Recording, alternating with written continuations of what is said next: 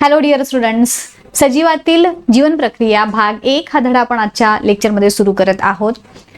ह्या धड्यामधल्या मुख्य भागाकडे वळण्याच्या आधी याच्याशी रिलेटेड काही महत्त्वाच्या कन्सेप्ट्स आज मी तुम्हाला सांगणार आहे की ज्या तुम्हाला समजल्या तरच या धड्यातला कंटेंट तुम्हाला समजेल. अदरवाईज तुम्हाला त्यातला बराचसा पार्ट म्हणजे काय चाललंय हे कळणारच नाही बेसिकली.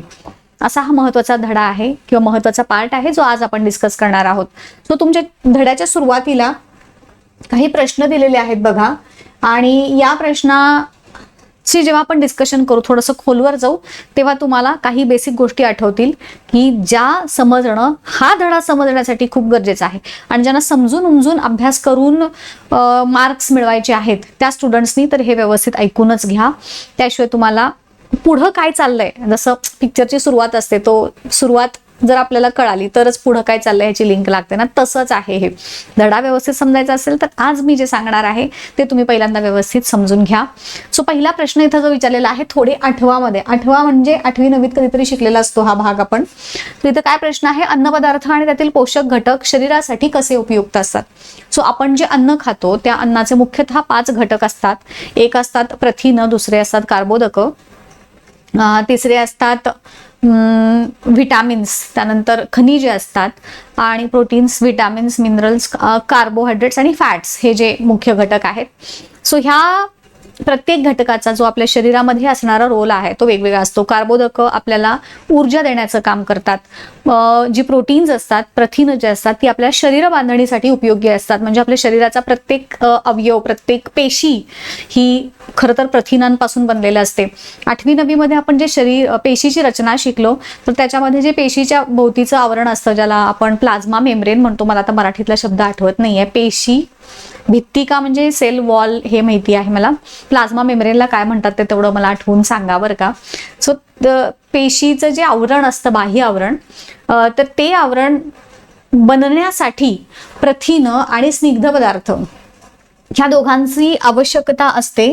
तुम्हाला आठवत असेल आपण एक आकृती काढलेली होती ज्याच्यामध्ये आपण शिकलो होतो की हे जे प्लाझ्मा मेम्ब्रेन आहे ह्या पद्धतीची त्याची रचना असते. हे फॉस्फोलिपिड्स असतात आणि त्यांचा एक हे 2 लेयर असतात, त्याचे 2 थर असतात आणि त्याच्या आतमध्ये ही प्रथिन असतात. आठवतंय, ह्या पद्धतीची ही रचना असते. आपलं जे प्लाझ्मा मेम्ब्रेन आहे, जे तुम्हाला म्हटलं मला त्याचं मराठीतून नाव आठवत नाहीये, तर ह्याची रचना ह्या पद्धतीची असते. सो ह्याच्यामध्ये हे फॉस्फोलिपिड असतात आणि हे जे आहेत हे प्रोटीन्स म्हणजेच प्रथिन आहेत. म्हणजेच जर आपली प्रत्येक पेशी जर बनायची असेल तर प्रथिन आणि स्निग्ध पदार्थ या दोघांचीही गरज आहे.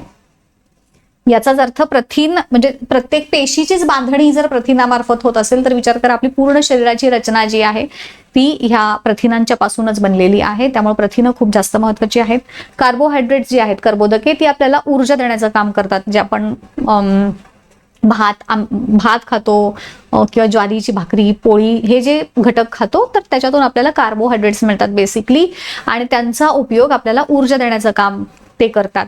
त्यानंतर जे स्निग्ध पदार्थ असतात ते देखील आपल्याला ऊर्जा देतात आणि आपल्याला ज्यांच्या बॉडीमध्ये बघा जास्त फॅट्स असतात त्यांना कमी थंडी वाजते का गरम बऱ्यापैकी ते वार्म असतात, कारण ते जे फॅट्स असतात आपल्या शरीरातले ते आपल्या शरीराला इन्सुलेशन करायचं म्हणजेच एक आपल्या शरीराचे एक तापमान मेंटेन करण्याचं काम हे फॅट्स करतात.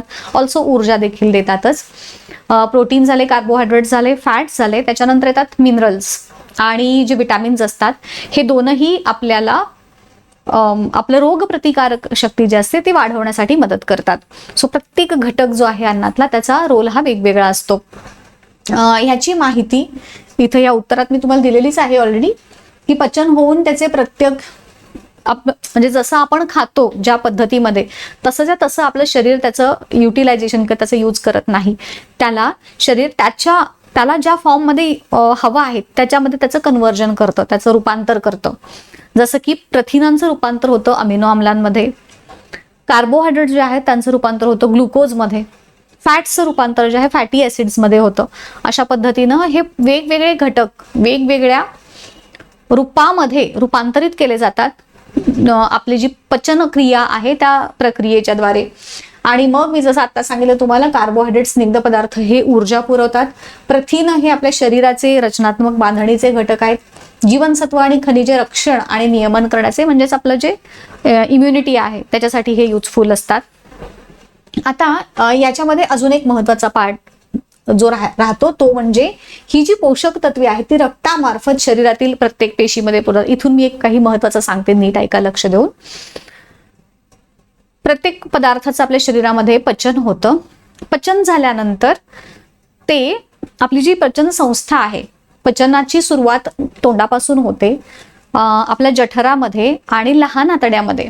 ह्या 3 ठिकाणी आपलं तोंड, आपलं स्टमक म्हणजे ज्याला जठर म्हणतो आपण, आणि लहान आतडं, ह्या 3 भागांमध्ये आपली पचनाची प्रक्रिया होते आपल्या शरीरामध्ये.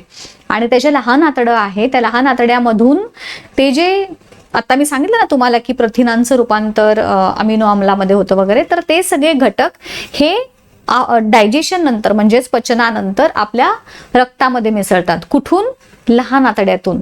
लहान आतड्याच्या मध्ये त्याची जी भिंतिका आहे ना, तर त्याच्यामध्ये ब्लड वेसल्स म्हणजे रक्तवाहिन्या असतात.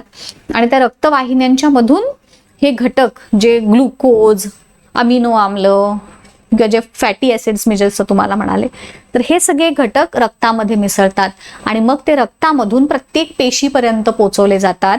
आता बघा, आपल्याला मी जसं म्हटलं ना तुम्हाला की आपल्याला ऊर्जा देणारे जे आहेत घटक ते 2 आहेत. आणि त्यातले जे मुख्य ऊर्जा ज्यांच्यापासून आपल्याला मिळते ती आहेत कार्बोदके. कार्बोदकांचं जेव्हा पचन होतं आपल्या शरीरामध्ये, त्या कार्बोदकांचं रूपांतर होतं ग्लुकोज मध्ये. ठीक आहे, मुख्य ऊर्जा आपल्याला याच्यापासून मिळते. आता हे जे ग्लुकोज आहेत, जे कार्बोदकांच्या पचनापासून तयार झालेले आहेत, ते ग्लुकोज लहान आतड्यातून आपल्या रक्तामध्ये मिसळतं आणि रक्तामधून ते आपल्या प्रत्येक पेशी पर्यंत जातं. हे लिहून घ्या, खूप महत्वाचं सांगत आहे मी काहीतरी. लहान आतड्यातून रक्तामध्ये आणि रक्तामधून आपल्या पेशींपर्यंत पोचतं. आता ऊर्जा मिळवण्याची जी प्रोसेस आहे आपल्या शरीरातून, ज्या प्रक्रियेद्वारे आपल्याला ऊर्जा मिळते त्याला आपण श्वसन असं म्हणतो.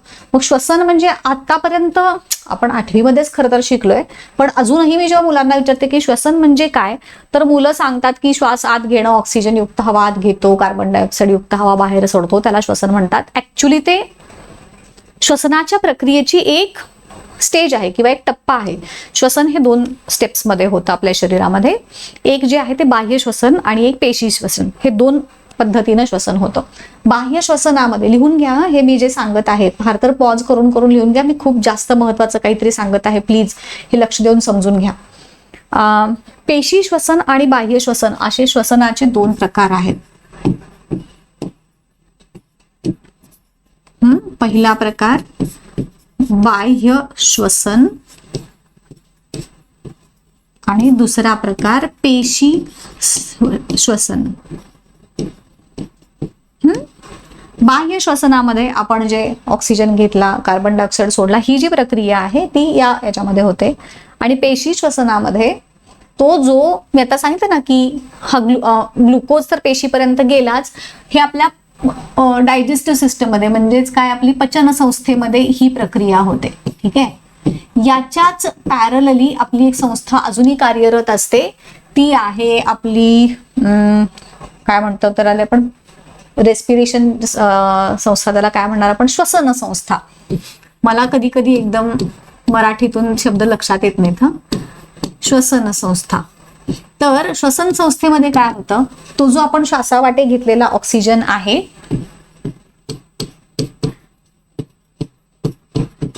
तो ऑक्सिजन आपले जे फुफ्फुस आहेत त्या फुफ्फुसांमध्ये अल्व्हिओलाई नावाचे फुग्यासारखे घटक असतात, तुम्हाला माहितीये. तर त्या फुग्यांसारखे जे अल्व्हिओलस आहेत त्याच्यामधून तो ऑक्सिजन आपल्या रक्तात मिसळतो. अगेन ऑक्सिजन आपले फुफ्फुसापर्यंत पोचतो आधी आणि त्या फुफ्फुसामधून आपल्या रक्तात मिसळतो अगेन. आणि मग त्या पुन्हा रक्तामधून हा ऑक्सिजन देखील आपल्या पेशींपर्यंत जातो. आता हे देखील पेशीपर्यंत पोहोचलंय, हे देखील पेशीपर्यंत पोहोचलंय.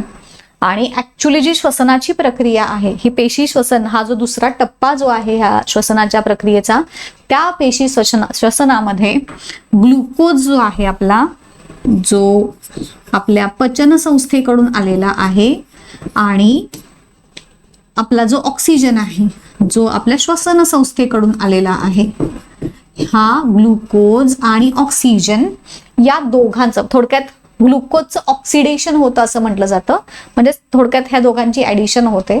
आणि ह्या ग्लुकोजचं ऑक्सिडेशन होण्याच्या प्रक्रियेतून ऊर्जा आपल्याला मिळते, जी असते एटीपीच्या स्वरूपात. एटीपी आपण शिकणार आहोत ही प्रक्रिया पुढे, फक्त हे आपण ऑलरेडी 8वीत शिकलोय, ते तुम्ही विसरला आहात, म्हणून मी हे सगळं माहिती सांगत आहे, कारण हे सगळं आपल्याला ह्या धड्यामध्ये लागणार आहे. मग हेच जर तुम्हाला आठवलं नाही, आपण ऑलरेडी शिकलोय जे, ते जर तुम्हाला आठवलं नाही तर ह्या धड्याचा पुन्हा, कारण हा धडा कशा पद्धतीनं हे केलाय की तुम्हाला हे सगळं येतंय असं गृहीत धरून हा धडा बनवलेला आहे. मग तुम्ही तर हे सगळं विसरलाय, मला माहिती आहे सगळे विसरता तुम्ही हे, आणि म्हणून मी हे आधी सगळी इन्फॉर्मेशन तुम्हाला एक असतं ना आठवण करून देणं, तशी प्रक्रिया हे आधी करतोय आपण. मग हे एकदा आठवलं की मग ह्याचे लिंक लागत जाते तुम्हाला पुढं शिकण्यामध्ये, यासाठी मी हे सगळं सांगितलं. सो श्वसन म्हणजे ऍक्च्युली काय असतं, आपण खाल्लेल्या अन्नापासून ऊर्जा मिळवण्याची प्रक्रिया आहे, ही श्वसनाची व्याख्या आहे. लिहून ठेवा. हा रंग घेऊयात, दिसतोय का रे? हा, खाल्लेल्या अन्नापासून, लिहून ठेवा हे, किंवा त्यातला स्पेसिफिकली आपण म्हणूयात ग्लुकोज पासून ऊर्जा मिळवण्याची प्रक्रिया.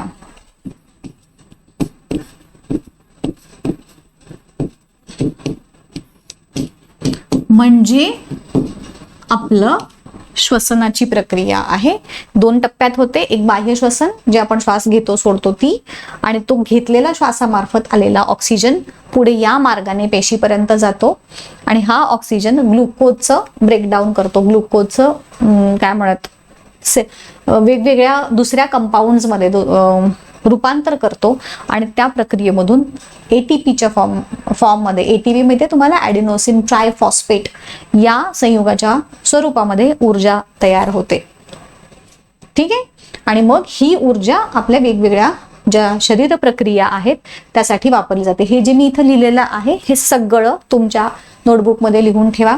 रोजच्या लेक्चरमध्ये मी जे जे तुम्हाला सांगत जाईन ते तुम्ही तुमच्या नोटबुकमध्ये लिहून ठेवत चला, सो दॅट तुमच्या देखील स्वतःच्या नोट्स तयार होतील. आता जाऊयात आपण, मी जे मगाशी तुम्हाला सांगत होते त्या माहितीकडे. आता हे कळालं का बघा तुम्हाला, की श्वसनाच्या वेळी आत घेतलेला ऑक्सिजन प्रत्येक पेशीपर्यंत पोहोचवला जातो. हा ऑक्सिजन आपले जे पोषक तत्व म्हणजे जे ग्लुकोज मी बोलले मगाशी त्याचं ऑक्सिडीकरण म्हणजेच ऑक्सिडेशन करतो, आणि त्याच्यामुळं आपल्या शरीरामध्ये ऊर्जा तयार होते. ही ऊर्जा आपल्या सगळ्या जी कार्य आहेत शरीरामध्ये होणारी ती कार्य पार पाडण्यास मदत करते. सो हे आपल्या वाढीसाठी, म्हणजे हे सगळी पोषक द्रव्ये वेगवेगळ्या पद्धतीनं आपल्या शरीरात वापरली जातात, कशा पद्धतीनं, हे याचं उत्तर आहे. सो आज एवढीच माहिती बघूयात, खूप एकदम ओव्हरलोड नको, इथेच थांबूयात. पुढच्या भागामध्ये अशीच काही महत्त्वाची माहिती आधी बघूयात आणि मग आपल्या मुख्य जो टीचिंग पार्ट आहे त्याला सुरुवात करूयात. कसा वाटला व्हिडिओ मला नक्की सांगा कमेंट करून. तुमचे काही स्पेसिफिक रिक्वायरमेंट असतील तर त्याही सांगा. जास्तीत जास्त गरजू मुलांपर्यंत हा व्हिडिओ पोहोचवायला विसरू नका. ठीक आहे, भेटूयात पुढच्या व्हिडिओमध्ये. Bye bye.